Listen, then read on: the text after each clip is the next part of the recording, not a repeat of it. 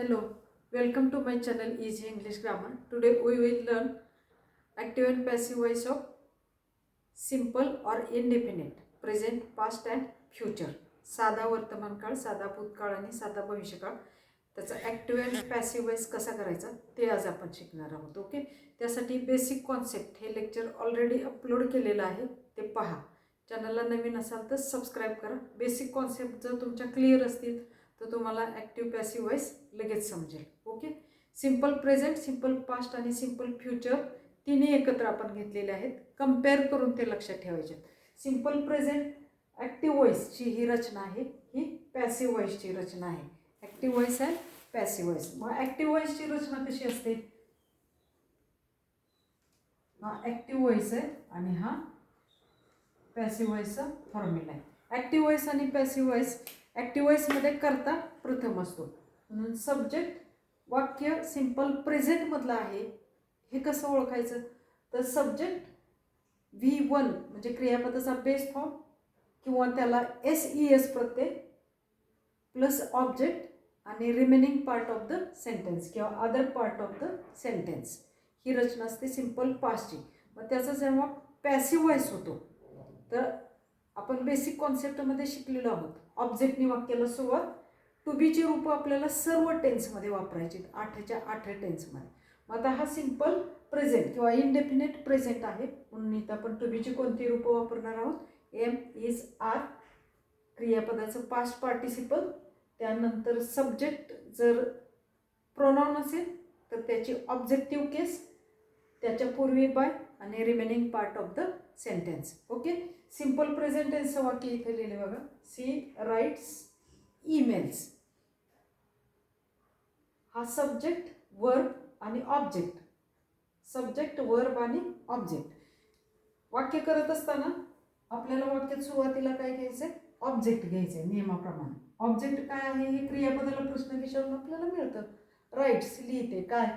तर ईमेल्स, म्हणजे आपलं वाक्य कसं होईल? Emails, emails. आता हे काय आहे? प्लुरल नंबर आहे. आहे सिम्पल प्रेझेंटमधलं. कशावरून? तर क्रियापदाला एस प्रत्यय आहे. जेव्हा इनडेफिनेट प्रेझेंट किंवा सिम्पल प्रेझेंट असेल तेव्हा आपल्याला काय वापरायचं? तर टू बीचं एम इज आर रूप वापरायचं. कशाप्रमाणे? तर कर्माच्या वचनाप्रमाणे. हे कर्म कोणत्या टेन्स काय आहे त्याचं? तर ईमेल्स म्हणजे प्लुरल नंबर आहे, अनेक वचन आहे, म्हणून ईमेल्स आर, आर वापरला आपण इथं. आर क्रियापद काय आहे? राईट, त्याचं past participle return. Emails are return, त्यानंतर बाय. आणि कोण आहे? तर सी प्रोनाउन आहे. सब्जेक्टिव्ह केस आहे, आपण त्याची ऑब्जेक्टिव्ह केस वापरायची. काय होते? हर. म्हणजे सीची द्वितीय काय होते? Her. Emails are written by her. हा झाला passive voice. The technician reads the sensor data. Reads वाचतो काय? तर the sensor data. The sensor data हे काय झालं? आपलं ऑब्जेक्ट झालं. वाक्य कसं होईल आपलं? द. वाक्य कोणत्या टेन्समधलं आहे? The sensor data reads. क्रियापदाकडे बघा, सिम्पल प्रेझेंटमधलं आहे. मग आपल्याला इथं काय वापरायचं? टू बीचं कोणतं रूप? तर एम इज आर पैकी. आता हे सिंग्युलर नंबर आहे, द सेन्सर डाटा, म्हणून इथं इज. रीड, रीडचं past participle read. The sensor data is red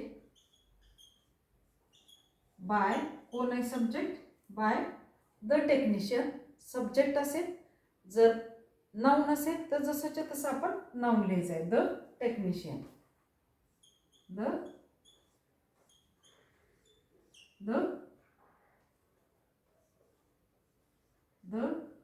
technician. The technician. Okay, वाक्यरचना कशी केली आपण?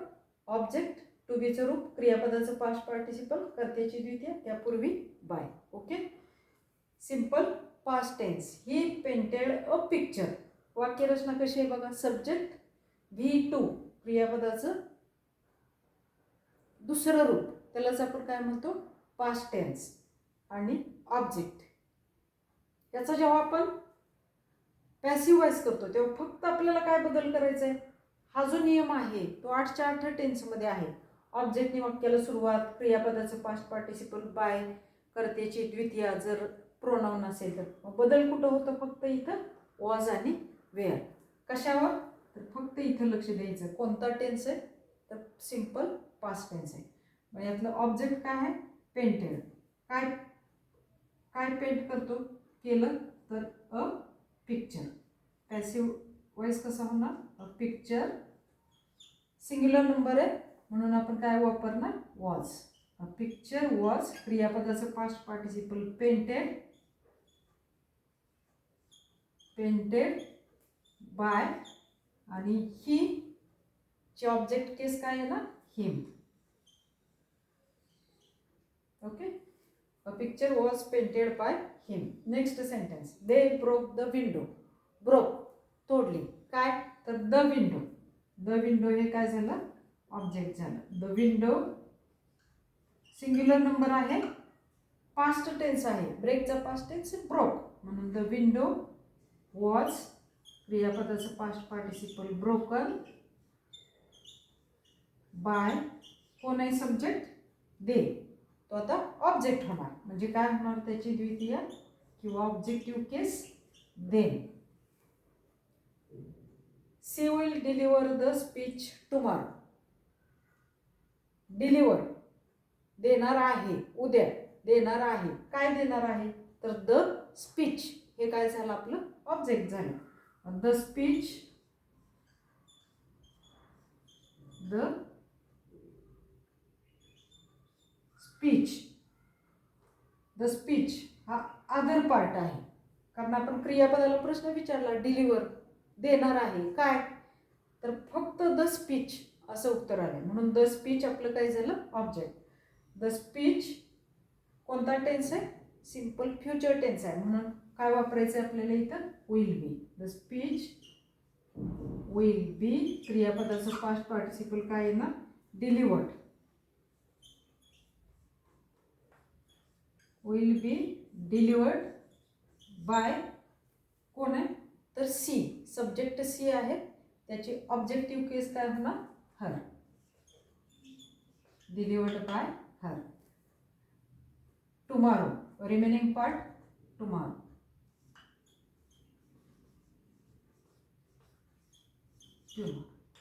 Other part or remaining part of the sentence.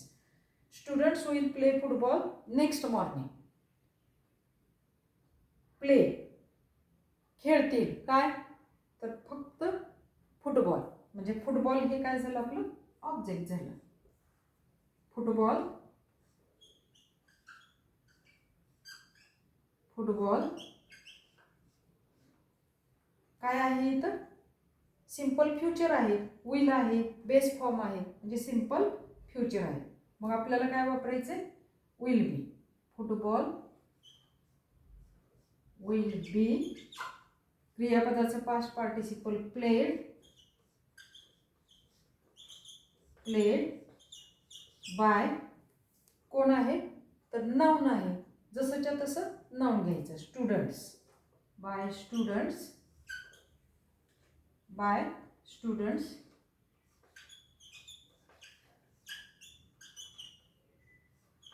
Bye students. कधी, तर next morning, remaining part, next morning. हा राहिलेला अदर और remaining part of the sentence जसंच्या तसं आपण लिहिलंय. कसं झालं, football will be played by students next morning. Simple और इनडेफिनेट, प्रेझेंट, पास्ट आणि फ्युचर.